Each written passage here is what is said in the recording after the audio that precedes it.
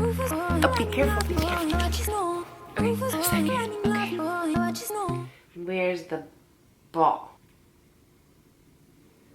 Ball. Hey guys, welcome back to my channel.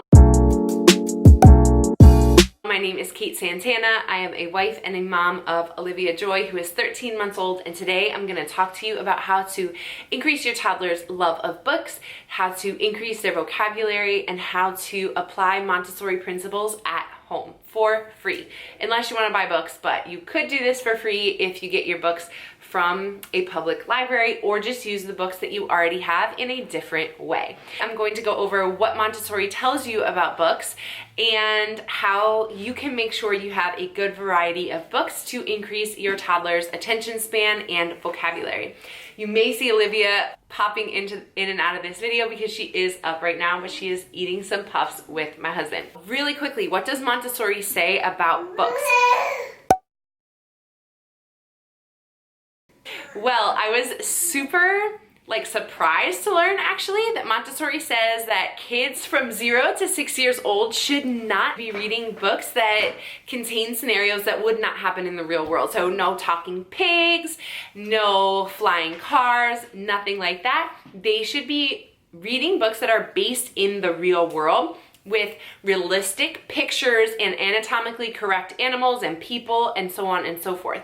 At first I was kind of like, I'm a little skeptical, but to be honest, I've observed my daughter, something else that Montessori tells you to do, and I've noticed that the books that keep her attention for the longest, the ones that she brings over to us over and over and over again, are definitely the books that have real people in them and illustrate real scenarios that she sees in her real life.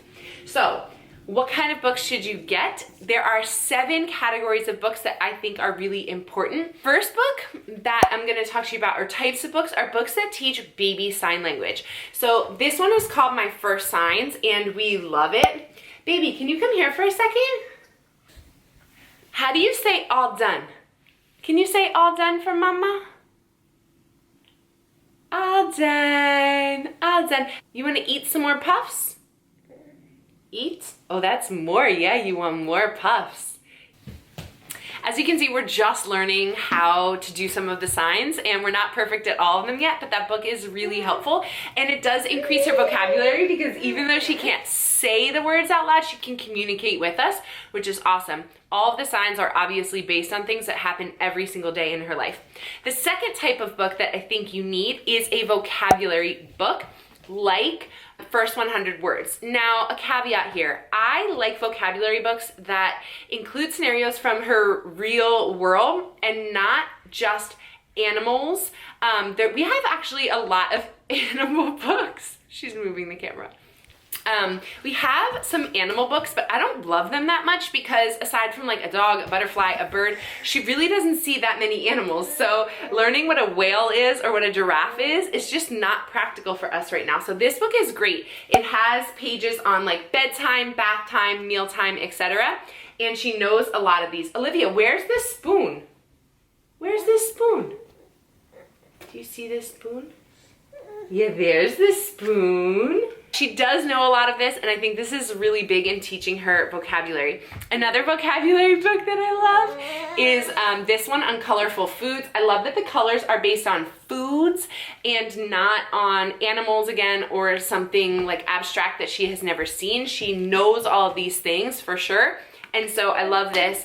And lastly, I love a vocabulary book on the parts of her body. This book helped her to learn like her nose, her hair, etc. And I love how diverse the group of kids are that are in here. There's his eyes, yes. So, vocabulary books. The third type of book that I think you should have, which is actually kind of an interesting category, you can't buy it in a store, is a book that has people you know in it, or people that the baby knows. So this is my sister's book that she made for us when my niece was born. She made this from, I believe, Shutterfly or Snapfish. You can make a book. She loves looking through here and pointing at the people that she knows. We have a book from our family as well. You see baby Olivia? Where's Grandpa? Look over here. Where's Grandpa? Who do you see? There's Grandpa. Good job. Mwah. Where's baby Olivia? Where's Olivia? That's Olivia. Good job, honey. So these books are awesome at teaching people that she doesn't see every day, and I'm hoping, especially for my family that lives in Pennsylvania, that she will recognize them the next time we see them, because we've been going through these books a lot. The fourth is books that have real people in them, but they talk about real scenarios that she may see in her everyday life. So for instance, sorry, she wants to read in my lap. That's Nona. That's Nona. So like Max and Nana go to the park, talks about going to the park, which is perfect. Who do you see? Who do you see, baby? And where is Crew's shoe? This kid loses his shoe in the house, and I have to show you part of this. It's awesome. So you're looking for his shoe, and it's a book with flaps. If I can get this open. She loves looking in the fridge and seeing the banana, the avocado, the eggs, and things that she really knows. She totally understands where like so many of the objects in this book are, and I think it's because we read this so often.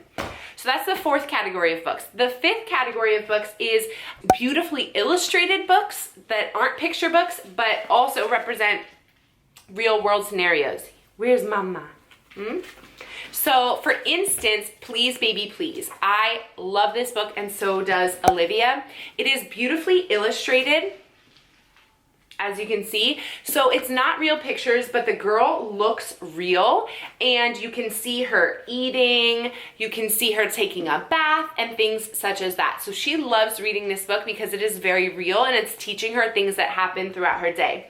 Contrast that with an illustrated book like this that I got, and I thought it would be awesome. I'm not gonna turn the pages, but you can see what the drawings look like. This is really not good at teaching her feelings because she just kind of throws it down right away. She doesn't know like what these people are doing. They're not anatomically correct, and they're not useful to her. Like she might turn the pages because they're bright, but this cranky person, I don't think she has any idea what's really going on or that that person is cranky. So the cranky baby in this book though, definitely it's easier for her to understand.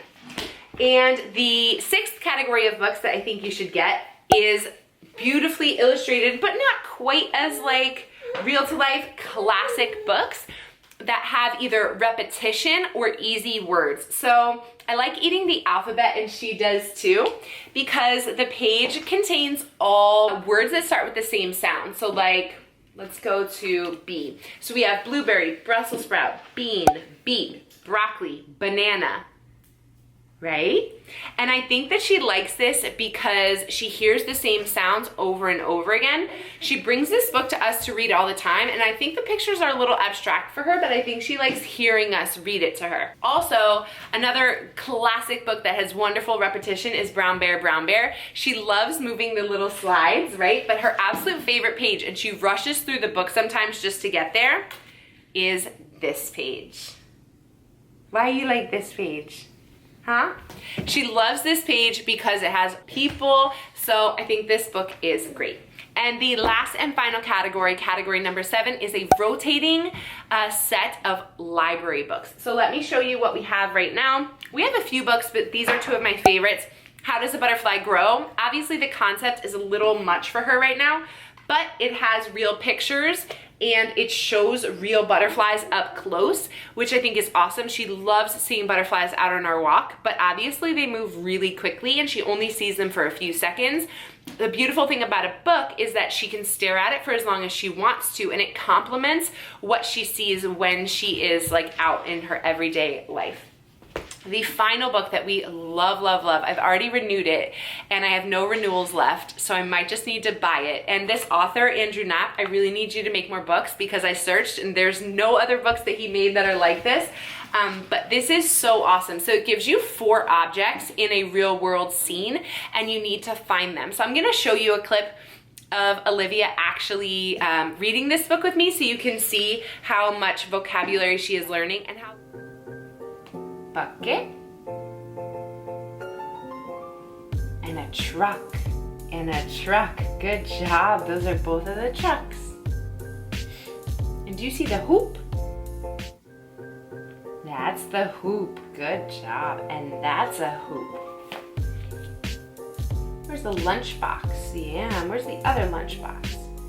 Good job. Do you remember scissors? That's a bird. Where's the scissors? That's the scissors. That's a birdhouse. Mommy showed you where the birdhouse was yesterday. Do you remember? That's a flower. There's the birdhouse all the way up there. Good job. Where's a glove? Glove. And where's the other glove? Here's the other glove. Where's the balloon? Balloon. Yeah. And where's the other balloon? Yeah, there's another balloon up there. You're right. She loves all of the different scenarios because they're very real, and she can recognize a lot of them, which is awesome. That's the timer for my zucchini bread. So it is time for us to go, and we are gonna head to the library and pick out some more books. So catch you guys soon.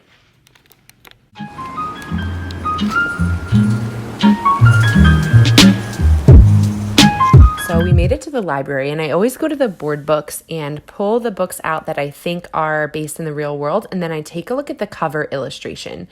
These are disappointing. So now I found some that say baby animals, and I'm hoping they're going to be real, and this one is, except safari animals she's not gonna know, so I'm gonna go for the pets ones.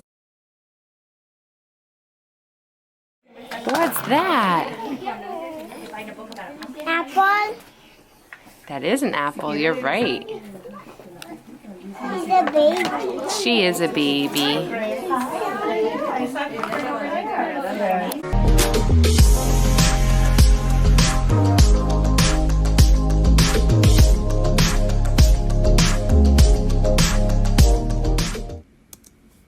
Before this video ends, I want to tell you about the 3 steps to teaching a toddler vocabulary.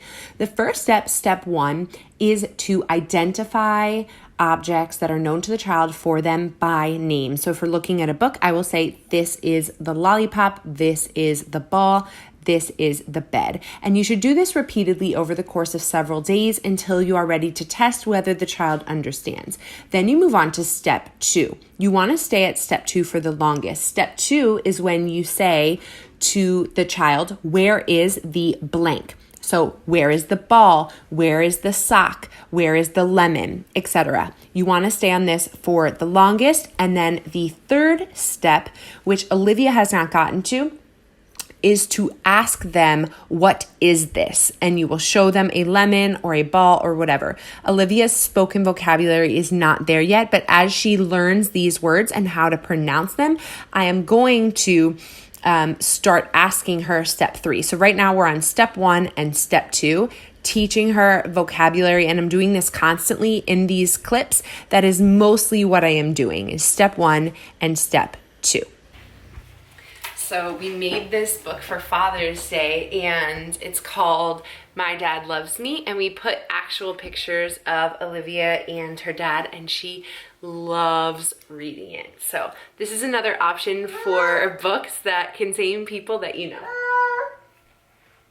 Oh, now she's reading The Watermelon Seed, which was the book we based her first birthday party off of. It is fiction. I know this video is getting super long, so I'm going to end it here. But just wanted to let you know that we follow Olivia's lead when it comes to reading. We don't force reading time upon her. We don't even force her to read the book, quote unquote, properly. She can turn the pages as fast or as slow as she wants to. She can go back. She can go out of order. She can stare at a page for 3 minutes. She can go quickly and just work on her fine motor skills of turning the pages. And I suggest doing the same thing because to her, it's something that she can control and not something that I am forcing her to do a certain way. Of course, when she understands the words more, I will try to teach her how to properly read a book. But for right now, I let her be interested in the parts that she's interested in, and I let her skip over the parts that she doesn't want to do. So I hope that these tips were helpful for you. If you found this helpful, please subscribe and like this video and give me a comment down below on anything else that you'd like to hear from me. And I really appreciate you guys supporting my channel. As you can see, we're probably going to be reading here for a while. I'm going to stop the video, but I hope this was helpful for you to think about ways that you can increase your child's endurance in reading, their interest in reading, and also increase their vocabulary in how many words they understand. So until next time, guys, see you soon.